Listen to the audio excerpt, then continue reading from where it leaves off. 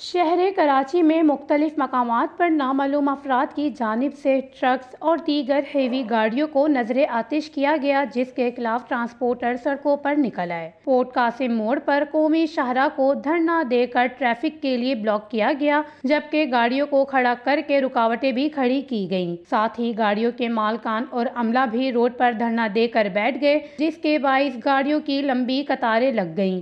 احتجاج میں S S P Malir Kashif Aftab Abbasi دھرنے کی جگہ پہنچے اور مذاکرات کیے اور ٹرانسپورٹرز کو تحفظ فراہم کرنے اور گاڑیوں کو نقصان پہنچانے والے ملزمان کے خلاف کارروائی کی یقین دہانی کروائی۔ اس موقع پر ٹرانسپورٹرز اور ایس ایس پی ملیر کا کہنا تھا کہ کیا مطالبات ہیں؟ دیکھا جائے جی، دیکھیں 3 سے 4 دن سے اندر کراچی کے اندر ڈیور کو گاڑیوں کو یہ ٹوٹ پھوٹ کر رہے ہیں، ڈیور حضرات تشدد کر رہے ہیں، یہ قانون کو ہاتھ میں لے رہے ہیں، اور اس کے بعد ہمارے جب تک مطالبات نہیں کر رہے ہیں پورے، ہمارا احتجاج جاری رہے گا، چاہے 1 دن لگے چاہے 2 دن لگے، ہم پرامن احتجاج ہے۔